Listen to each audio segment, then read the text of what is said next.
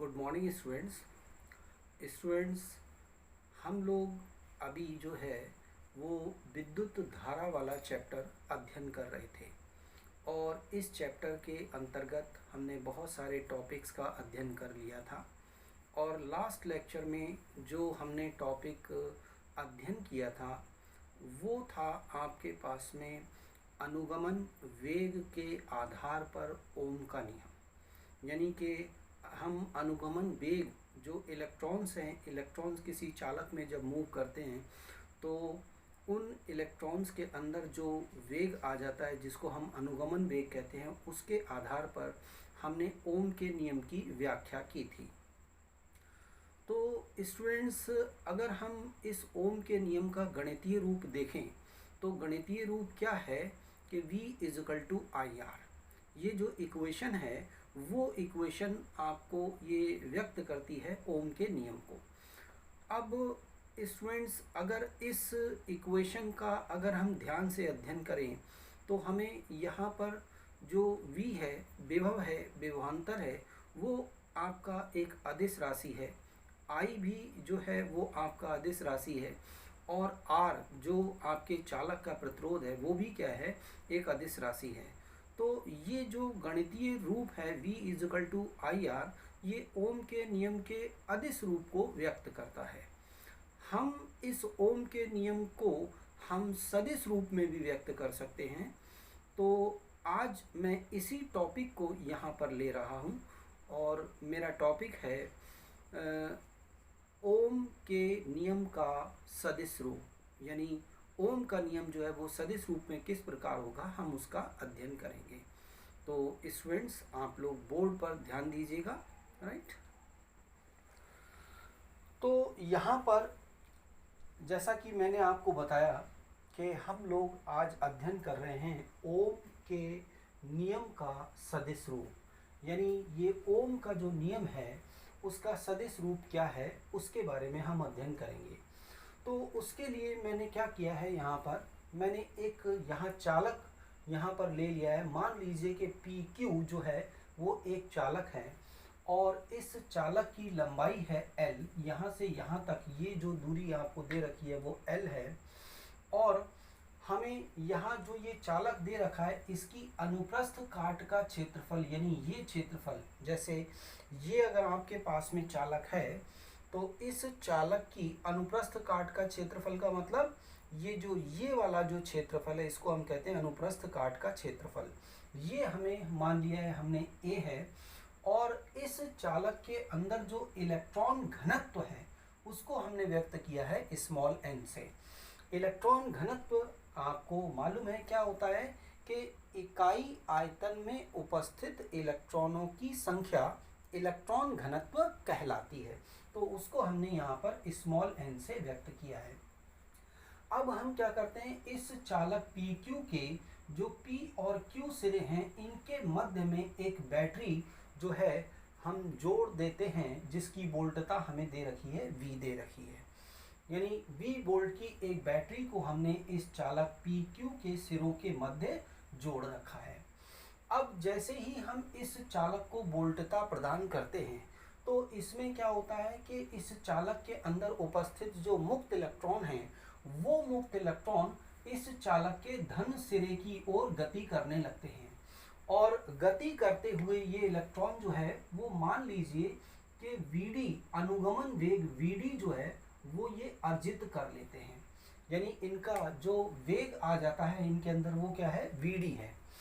और ये धन सिरे की ओर गति करने लगते हैं जिसके कारण इस चालक से एक धारा I जो है वो प्रवाहित होने लगती है। तो इस स्थिति में कि यदि हम चालक की भौतिक अवस्था में कोई परिवर्तन ना करें, ये जो चालक दे रखा है हम इसकी लंबाई, इसके अनुप्रस्थ काट के क्षेत्रफल, इसके ताप और इसके दाब में अगर परिवर्तन ना करें तो उस स्थिति में जो हम ओम का नियम जो जानते हैं वो क्या होगा, ओम का नियम V=IR, ये ओम का नियम है। तो अब ये तो आपके पास में इसमें आप देख सकते हैं कि V जो है वो अदिश राशि है, I भी अदिश है, R भी अदिश है। तो ये अदिश रूप है, ओम के नियम का अदिश रूप है। अब इसको हम सदिश रूप में भी हम इसको व्यक्त कर सकते हैं। तो सदिश रूप में हम किस तरीके से व्यक्त करेंगे, हम यहाँ पर अध्ययन करेंगे। उससे पहले मैं ये बता दूं कि सदिश रूप में जो ओम का नियम है वो किस तरीके से होगा, वो होगा आपके पास में जे सदिश बराबर सिग्मा ई सदिश, जे सदिश बराबर सिग्मा ई सदिश। तो जे सदिश आप जानते हैं, जे हम किससे व्यक्त करते हैं, ये क्या चीज है, धारा घनत्व यानी कि सदिश रूप में है। और आपका यहाँ पर ई सदिश जो है वो आपके पास में ये विद्युत क्षेत्र सदिश है। तो आपको यहाँ मालूम है कि जो धारा घनत्व सदिश है इसकी दिशा जो है वो धारा की दिशा में होती है, मतलब इस दिशा में है, धारा ऐसे प्रवाहित हो रही है, तो जे सदिश भी इधर है।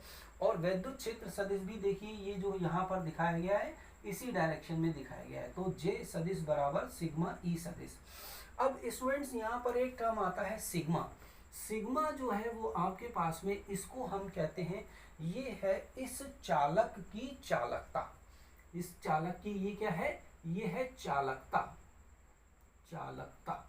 और ये जो होता है आपके पास में सिग्मा, ये किसके बराबर होता है, जो चालक की प्रतिरोधकता है उसके व्युत्क्रम के बराबर होता है। यानी सिग्मा बराबर क्या होता है, 1/ρ।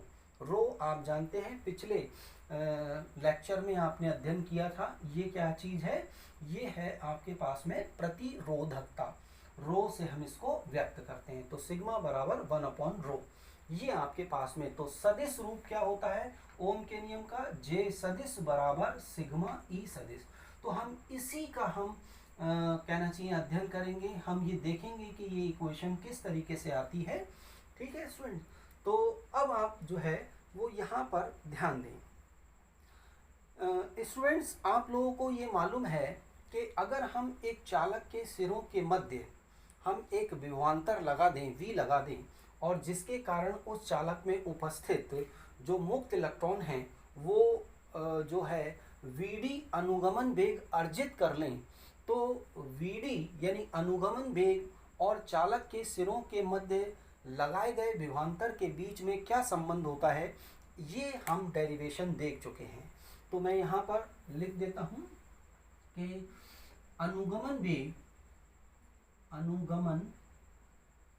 वेग वीडी तथा चालक के सिरों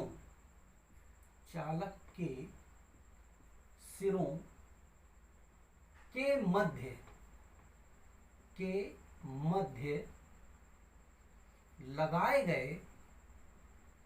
लगाए गए विभवांतर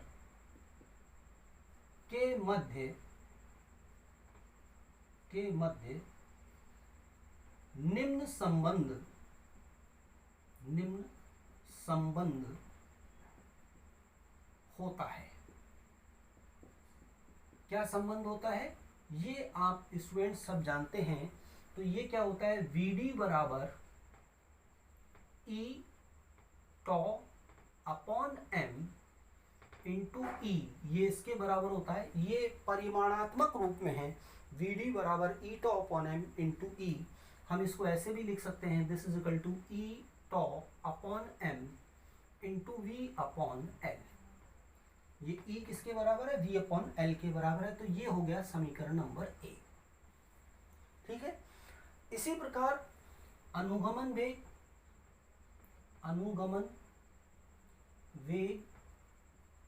यानी कि वीडी तथा धारा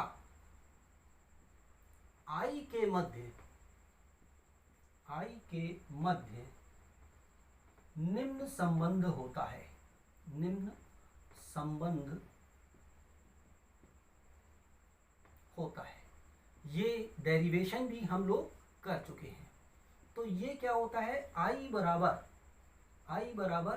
n मतलब आपका इलेक्ट्रॉन घनत्व, जो हमने क्या माना था, स्मॉल n से यहाँ पर मान रखा है। I बराबर NeAVD। ये आपके पास में अनुगमन वेग और धारा के मध्य संबंध होता है। तो यहाँ से आप ये देख सकते हो कि Vd बराबर क्या हो गया, Vd बराबर हो गया I अपॉन NeA। ठीक है स्टूडेंट्स, ये हमने मान लिया यहाँ पर, इसको कह दिया ये समीकरण 2 है। तो अब हमें एक चालक के सिरों के मध्य जब एक बोल्टता लगाई जाती है जिसके कारण इसमें I धारा प्रवाहित होती है, तो अनुगमन वेग और बोल्टता में ये संबंध होता है और अनुगमन वेग और प्रवाहित धारा में ये संबंध होता है। तो ये हम जानते हैं। अब आप देखिए स्टूडेंट कि समीकरण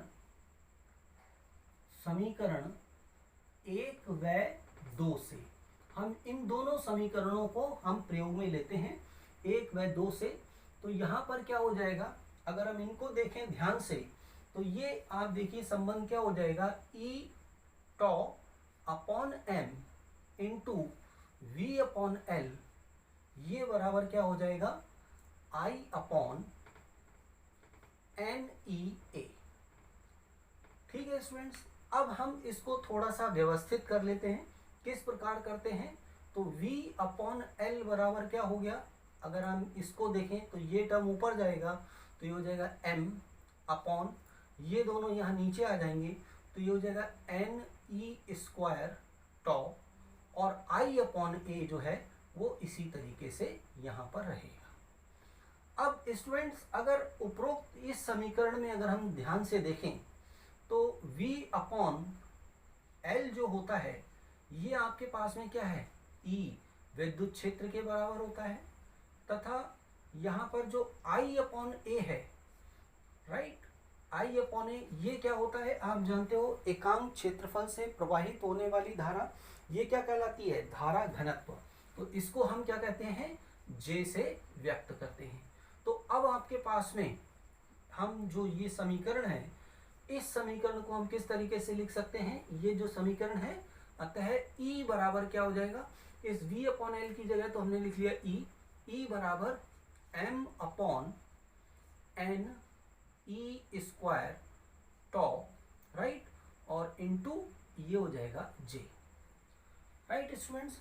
तो अब आप यहाँ पर ध्यान दीजिए, हमने पिछले कहना चाहिए लेक्चर के अंदर ये देखा था कि ये m upon n e square tau, m upon n e square tau का मान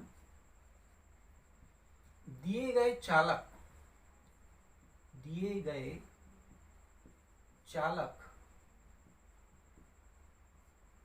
के पदार्थ के लिए नियत होता है, पदार्थ के लिए नियत होता है, राइट, नियत होता है। इसे चालक की प्रतिरोधकता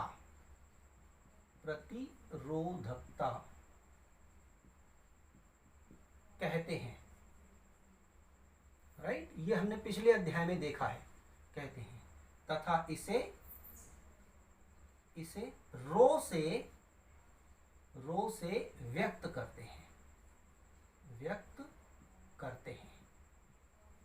तो अब आप देखिए, जब आपने इसको यहाँ रो से व्यक्त कर दिया तो अब ये समीकरण क्या हो जाएगा, अतः हम यहाँ लिख सकते हैं E बराबर क्या हो गया, E बराबर ये चीज तो हो गई रो, तो ये तो हो गया रो, और ये टर्म क्या है, J, E बराबर रो J। अब ये आप जानते हैं विद्युत क्षेत्र और धारा घनत्व ये दोनों क्या हैं, सदिश राशियां हैं। तो अतः सदिश रूप में अगर हम इसको सदिश रूप में लिखें तो सदिश रूप में ये क्या हो जाएगा, E सदिश बराबर रो और J सदिश। तो यहां से स्टूडेंट्स आप देख सकते हैं J सदिश ये बराबर क्या हो गया, 1 अपॉन रो, और E सदिश, अभी स्टूडेंट्स आपने देखा था 1 अपॉन रो ये क्या कहलाता है, उस चालक की चालकता, जिसको हम सिग्मा से व्यक्त करते हैं। तो इसका मतलब है कि J सदिश बराबर क्या हो जाएगा, रो और E सदिश। तो स्टूडेंट्स ये क्या है, ये आपका ओम के नियम का सदिश रूप है। तो यह है ओम के नियम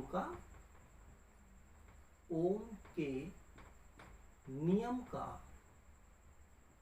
नियम का सदिश रूप है, सदिश रूप है, ओम के नियम का सदिश रूप। तो इस इक्वेशन को ध्यान रखेंगे तो J सदिश बराबर सिग्मा E सदिश, ये इसके बराबर होता है। स्टूडेंट इसलिए ध्यान रखना है कि एक एक नंबर के क्वेश्चंस भी आ जाते हैं जिसमें वो इस तरीके के प्रश्न दे देता है कि ओम के नियम का सदिश रूप लिखिए। तो सदिश रूप में आपको अब ये नहीं लिखना है V = IR, नहीं, अब आपको क्या लिखना है, J सदिश बराबर सिग्मा E सदिश, क्योंकि ये क्या है, ये ओम के नियम का सदिश रूप है। तो इस चीज को आप हमेशा अपने मन में ध्यान रखेंगे, छोटे छोटे क्वेश्चंस के लिए बहुत ज़रूरी है। ठीक है स्टूडेंट्स, तो ये हमारा यहाँ पर टॉपिक जो है वो फिनिश होता है। अब इसी से संबंधित एक छोटा सा टॉपिक और है, उसको मैं और यहाँ पर ले लेता हूँ, ठीक है, वो भी आपको जो है वो समझ में आ जाएगा। तो स्टूडेंट्स इसको तो मैंने यहाँ पर ही फिनिश कर दिया। अब मैं अगला टॉपिक लेता हूँ जो हमें ओम के नियम का सदिश रूप जो दे रखा है। जैसे अगला टॉपिक है हमारा, वो है प्रतिरोधकता। प्रतिरोधकता, हम लोगों ने प्रतिरोधकता को पहले परिभाषित किया था, ठीक है स्टूडेंट्स, वो परिभाषा आप जानते हैं। अब हम ओम के नियम का जो सदिश रूप है, उस सदिश रूप के आधार पर हम जो है वो प्रतिरोधकता की परिभाषा यहाँ पर देंगे। तो देखिए कि ओम के नियम के सदिश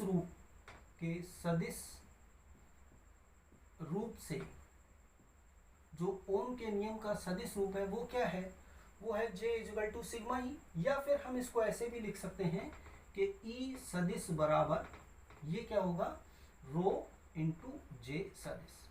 तो अगर हम यहाँ से देखें कि रो जो प्रतिरोधकता है ये बराबर क्या होगा, E सदिश बटे J सदिश। इसको हम ऐसे भी लिख सकते हैं कि रो बराबर क्या हो जाएगा, E/J।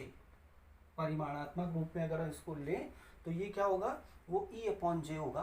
तो यानी कि अब अगर हम यहाँ से प्रतिरोधकता को परिभाषित करें तो किसी चालक की जो प्रतिरोधकता है, यहाँ पर किसी चालक की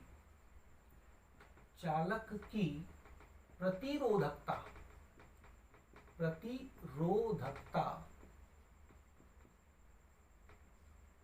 ठीक है, चालक के अंदर विद्युत क्षेत्र तथा चालक के धारा घनत्व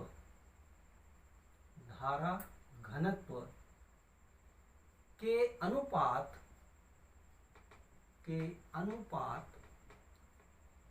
के बराबर होती है। तो अगर हम ओम के नियम के सदिश रूप से अगर हम किसी चालक की प्रतिरोधकता को परिभाषित करें तो किसी चालक की प्रतिरोधकता चालक के अंदर विद्युत क्षेत्र तथा चालक के धारा घनत्व के अनुपात के बराबर होती है। यानी यहाँ से रो बराबर क्या हो गया, E/J के बराबर होता है। तो प्रतिरोधकता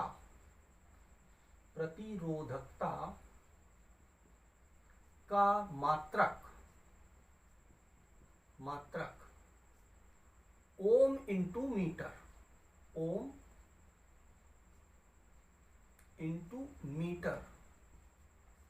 होता है। राइट स्टूडेंट, इस चीज को ध्यान रखना है कि प्रतिरोधकता का मात्रक क्या होता है, ओम इंटू मीटर होता है। तो स्टूडेंट एक पॉइंट आप यहाँ पर ध्यान दीजिएगा, और जो मैं आपको यहाँ बता रहा हूँ, एक टर्म और होता है ओम मीटर, और ये क्या है, ओम इंटू मीटर। तो अब दोनों में डिफरेंस क्या है, जो ओम इंटू मीटर है ये तो प्रतिरोधकता, एक चालक की प्रतिरोधकता का मात्रक है, और ओम मीटर क्या होता है, ये आपके पास में एक यंत्र है जिससे हम किसी चालक का प्रतिरोध मापते हैं। तो ध्यान रखना, यहाँ लिखा है ओम इंटू मीटर, तो ये है प्रतिरोधकता का मात्रक। और खाली अगर ये कहा जाए ओम मीटर, तो ये आपके पास में एक यंत्र है जिसकी सहायता से हम चालक का प्रतिरोध मापते हैं। तो प्रतिरोधकता